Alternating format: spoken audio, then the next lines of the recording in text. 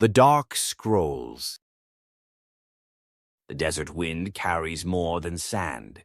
If you listen closely, beneath the howls of history, you might hear something else, quieter but far more enduring. The clink of iron, the hush of shackled feet, the muffled cries of boys led into tents, of women taken in the night, of men broken not in battle, but in servitude. These are not the echoes of a forgotten tribe or a minor footnote in some ancient chronicle. These are the whispers of an empire. Let me ask you something. What kind of civilization castrates children by the thousands and calls it divine order? The Islamic Caliphates, spanning centuries, continents, and millions of souls, stand as one of the most influential and expansive political religious empires in human history. But behind the gleam of golden domes and grand mosques lies a chamber far less radiant, a chamber built on human flesh, bound by blood and silence, a chamber where slavery was not a symptom, but a system, not an aberration, but a foundation. To understand the full scope, we must walk through the gates of the Rashidun Caliphate, founded shortly after the death of the Prophet Muhammad in 632 CE, and then journey through the reigns of the Umayyad and Abbasid dynasties. While Islamic theology at times preached kindness toward slaves, the machinery of empire demanded bodies to build, to fight, to serve, and to entertain. That demand gave birth to a vast, intricate slave network that stretched from the shores of East Africa to the steppes of Central Asia. Let's begin with the Zanj. They came from the coast of modern-day Kenya and Tanzania. Men, women, and children captured by Arab slavers or sold by local warlords. Shipped across the Indian Ocean in suffocating vessels, they were delivered into the heartlands of Iraq and the Persian Gulf. Their skin, dark and gleaming under the desert sun, marked them for the worst forms of labor. The Zanj slaves were forced to work in salt marshes and swamps around Basra, where temperatures soared and diseases festered. They dug canals, hauled soil, drained poisoned land for agriculture. They slept in pits, drank contaminated water, and often died before they could be sold a second time. These were not criminals. They were not prisoners of war. They were lives turned into tools, traded like sacks of grain. But the darkness deepens. In the Abbasid courts, where Persian rugs met silver goblets and Arabic poetry danced in the air, another kind of slave was favored: the eunuch.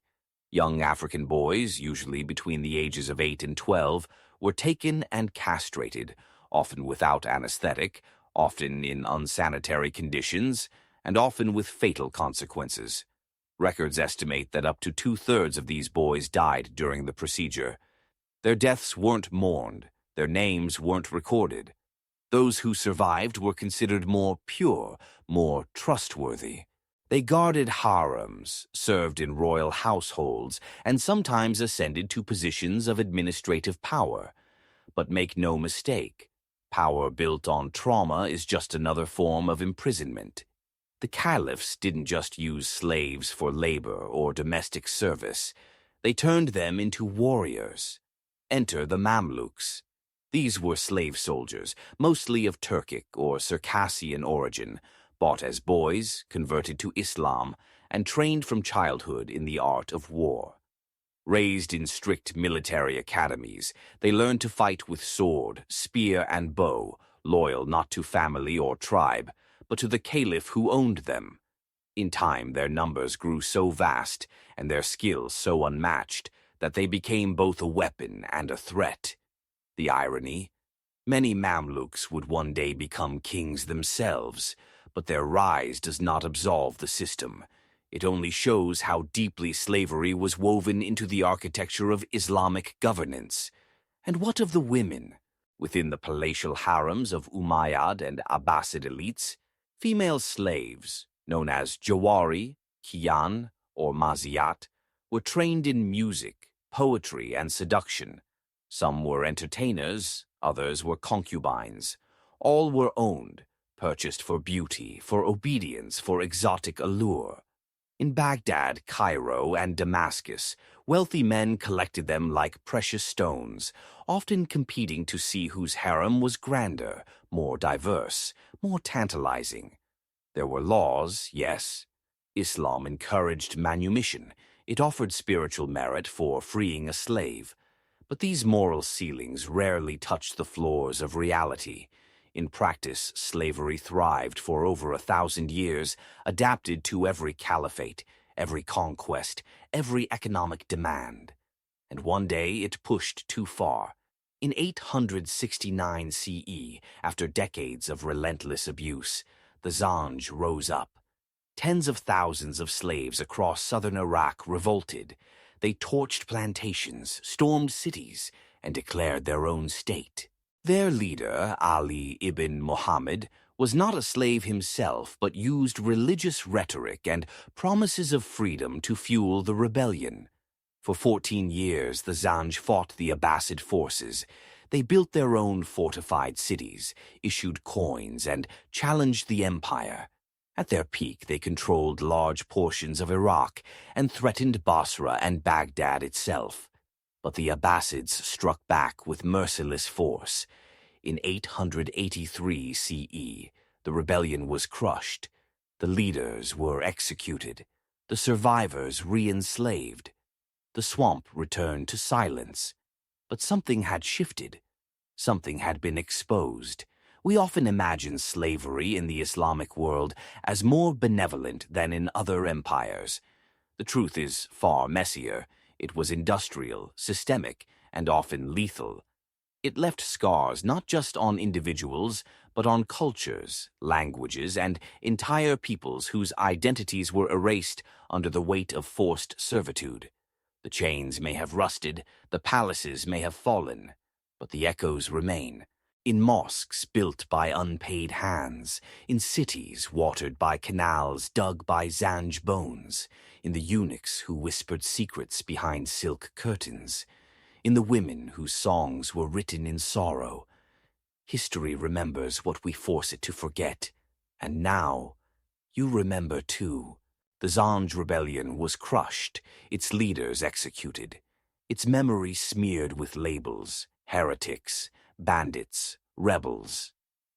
The Abbasid court in Baghdad breathed easier again.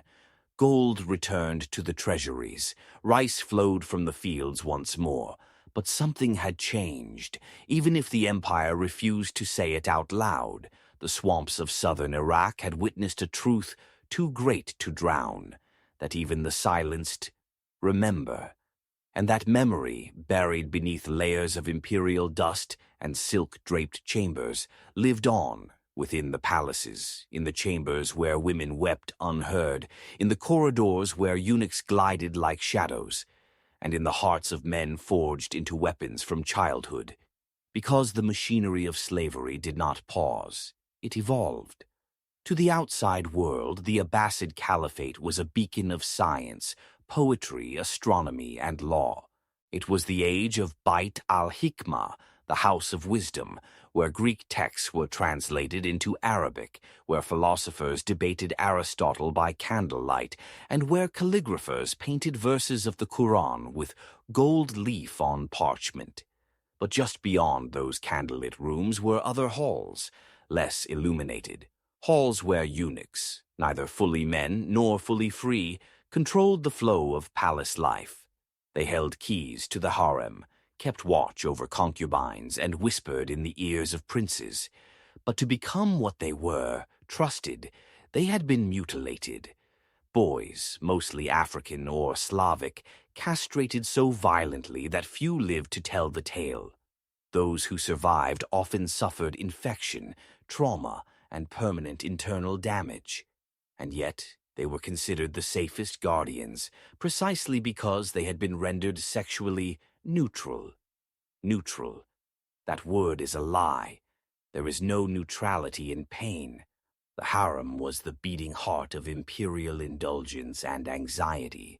Contrary to the fantasies of modern imagination, it was not merely a den of eroticism, but a complex world of politics, education, and surveillance.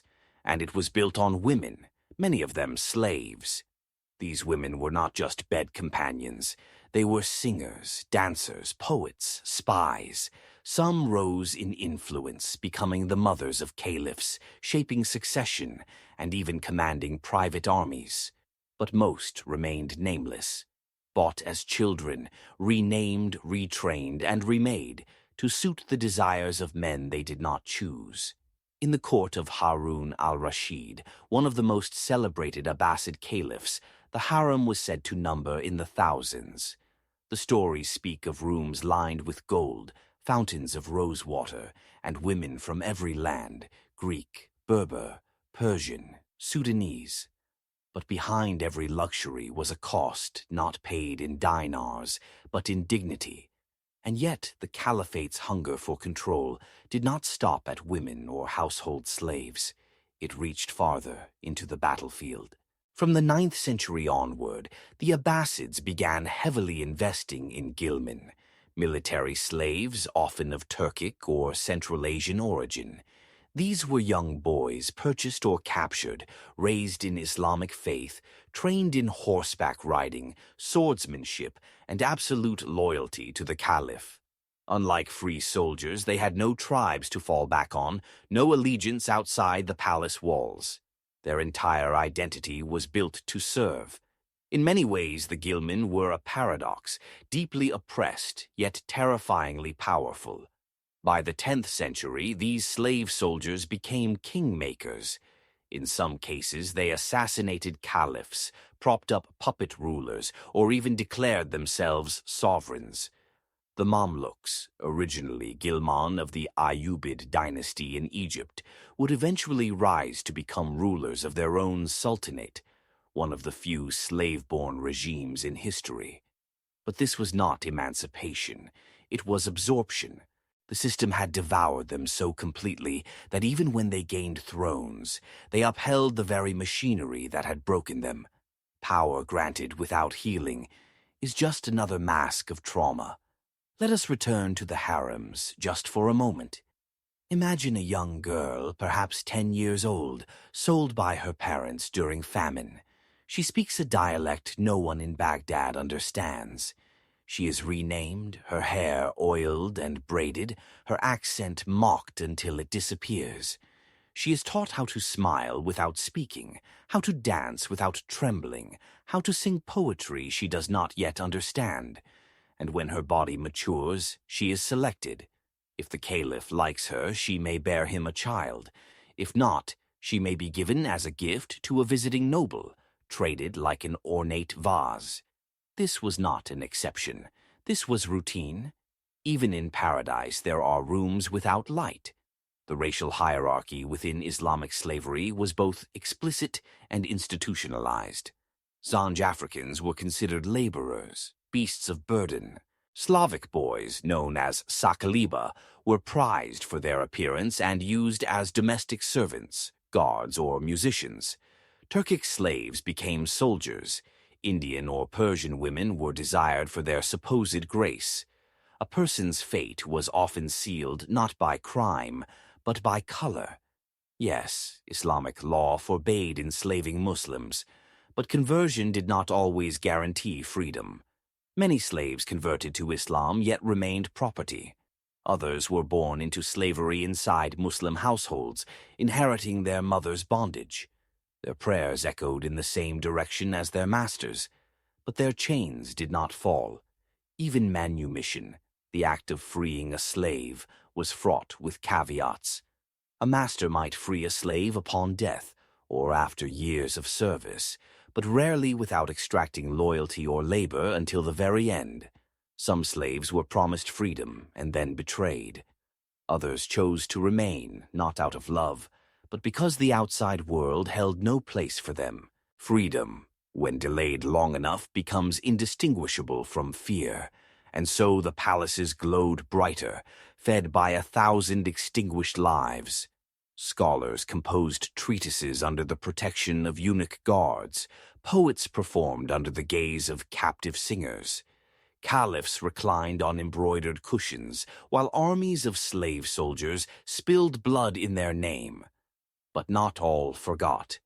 Among the Zanj, the Sakaliba, the Kian, the Gilman, stories survived, stories whispered from servant to servant, carried across generations, woven into song, prayer, rebellion.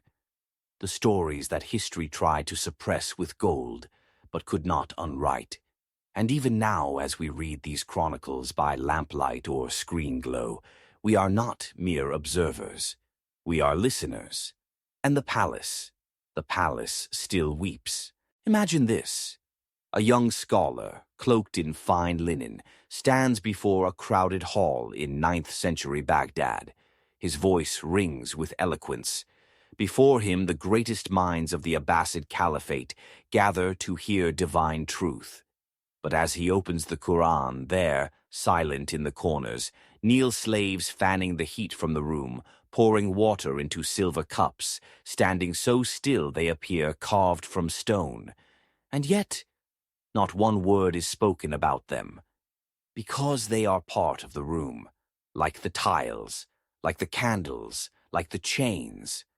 To understand how slavery not only persisted, but flourished under Islamic Caliphates, one must not only study the soldiers or the Harams, but the ideology that sanctioned their existence.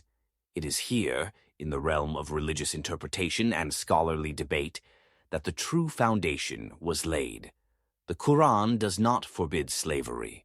On the contrary, it accepts it as part of the social structure of 7th century Arabia.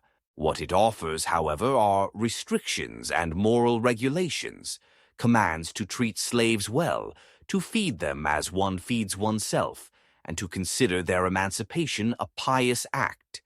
But intention bends beneath power, and over centuries those verses became tools of justification, not transformation. The jurists, the fuqaha, debated the rules. Who could be enslaved? Under what conditions? Could a Muslim enslave another Muslim? Could a slave own property? Could a concubine bear children? And if so, did the child inherit freedom? Answers were given, fatwas were written, but none of them questioned the system itself, only its management. The four great schools of Islamic jurisprudence, Hanafi, Maliki, Shafi'i, and Hanbali, all accepted slavery. They differed only in detail. For example, Maliki jurists allowed sexual relations with female slaves without marriage, provided the master acknowledged paternity if a child was born. Hanafi scholars discussed whether a master could force a slave to marry another slave without consent. Shafi'i texts described rules on how slaves could testify in court, rarely as equals.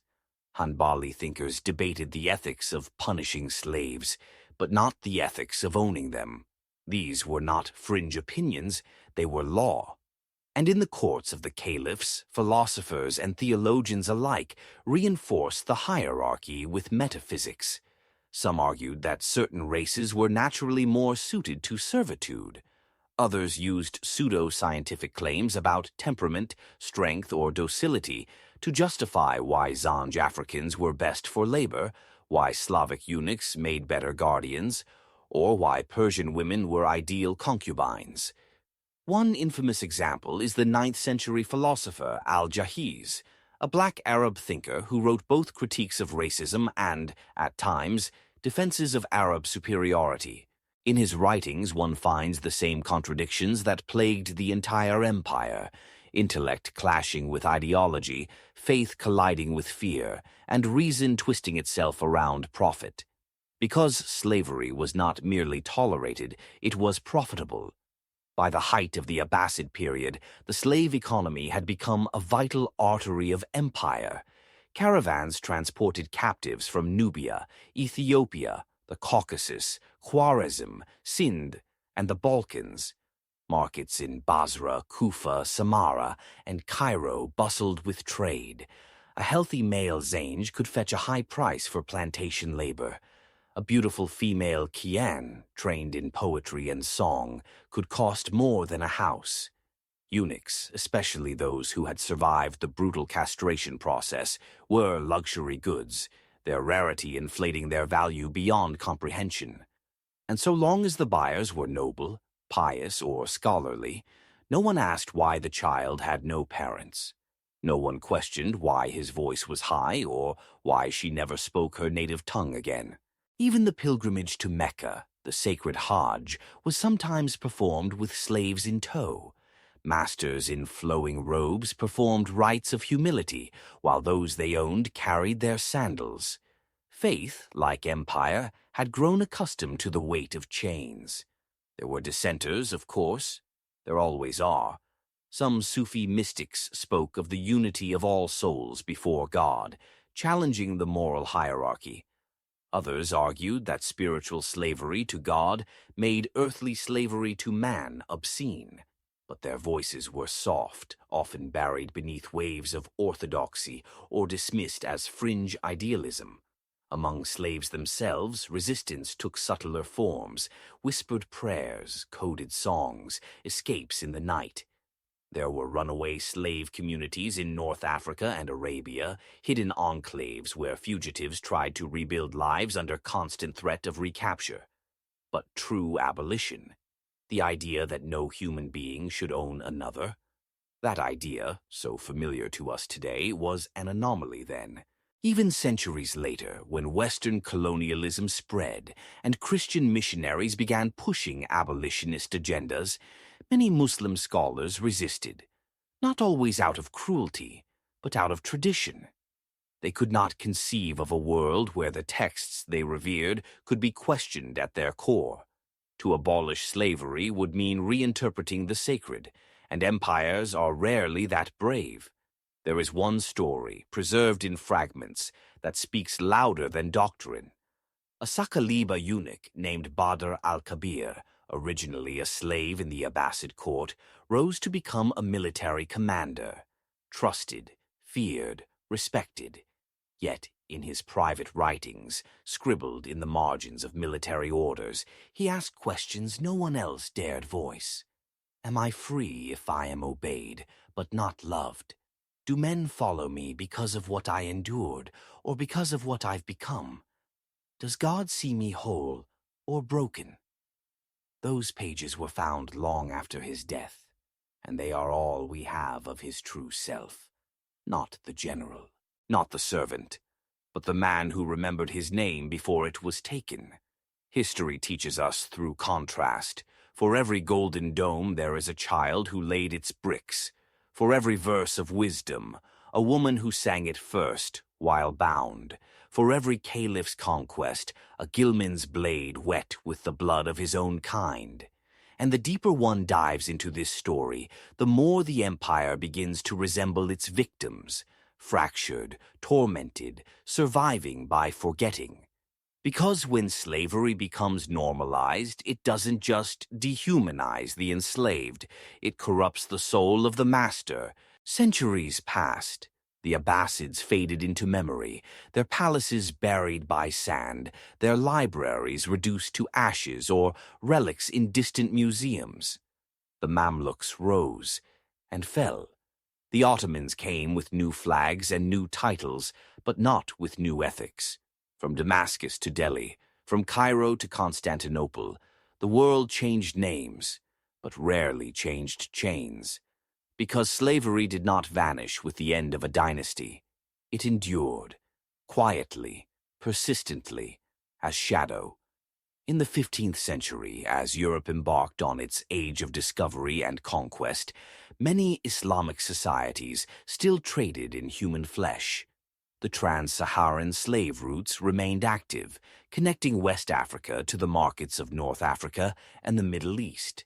The Red Sea route, which once carried Zanj captives to Basra, now funneled Ethiopian and Sudanese slaves to Arabia and beyond. In the Ottoman Empire, slavery remained legal until the late 19th century. In Istanbul, female slaves were displayed on silk cushions, fanned and perfumed, while eunuchs managed the harem of the Sultan, just as their Abbasid predecessors once did in Baghdad. Black eunuchs from Sudan and Nubia were still castrated in the deserts of Africa before being marched north, their scars hidden beneath embroidered robes. And while Europe wrestled, however inconsistently, with abolition, Islamic nations largely resisted. Some saw abolitionist movements as colonial impositions. Others feared economic collapse or social disorder. But deeper than politics was something harder to undo: amnesia. Slavery had become so woven into the fabric of memory that removing it felt like unraveling identity. Ask the average person today in Cairo or Istanbul or Riyadh or Baghdad about slavery during the Islamic Golden Age. They might speak of science, of algebra, of poetry, of trade and tolerance. But mention the Zanj rebellion, and you'll find silence. Mention the Gilman, and they'll shrug. Mention the mass castration of African boys, and you'll see discomfort, perhaps even denial. Because remembering hurts, because confronting that past means questioning the nobility of ancestors, the morality of empires, the sanctity of texts. And in cultures where honor runs deeper than truth, silence becomes protection. But silence is not justice, and forgetting is not forgiveness. Even in academia, the subject has been sidestepped. Western historians, uncomfortable with Islam's entanglement in slavery, often focus solely on Christian transatlantic slavery. Meanwhile, Muslim historians, fearful of reinforcing Islamophobic narratives, avoid the topic altogether.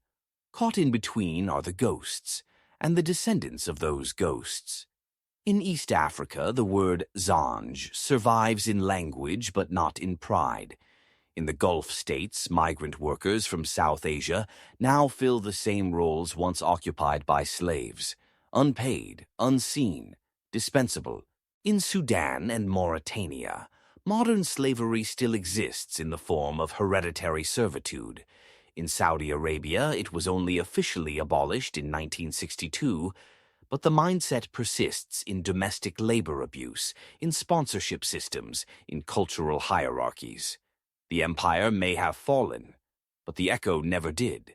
There are no grand monuments for the enslaved under Islamic rule, no museums dedicated to the castrated boys of Nubia, no annual day of mourning for the women who bore children they could not keep, no memorial for the Gilman who died with the caliph's name, but no tombstone of their own.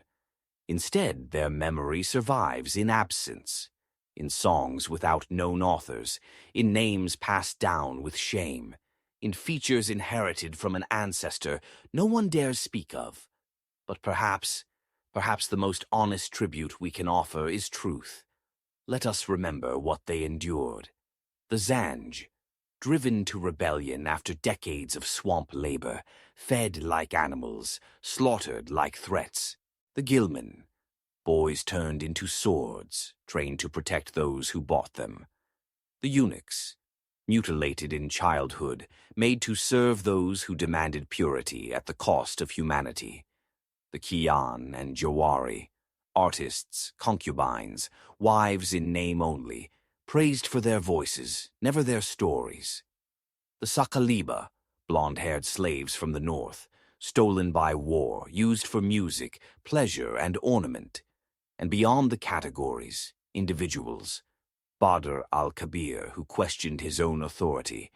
Ali ibn Muhammad, who led the Zanj with fury and faith. The nameless girl from Sindh, who sang for a caliph and died in childbirth, unknown. The boy who bled out in a tent after castration, never even sold. This is not an indictment of a faith. It is a remembrance of a truth. Islamic civilization achieved wonders in science, architecture, philosophy, and literature. But so did many empires built on the backs of the broken. Greatness and cruelty are not contradictions. They are often companions. To tell this story is not to desecrate. It is to complete. To peel back the veil of nostalgia and see not just the golden dome, but the hands that built it. Some call it uncomfortable, others call it dangerous. We call it necessary. So the next time you walk beneath Arabic calligraphy etched in marble, the next time you admire the geometry of a mosque or the rhythm of a 10th century poem, pause and remember the girl who was taught to sing but forbidden to speak her native tongue, the soldier who bowed 5 times a day but carried a blade for someone else's war, the boy who never became a man because someone decided God had no place for his body to bloom. They were here, and they are not gone, because memory once awakened never sleeps again. Thanks for watching. Subscribe for more.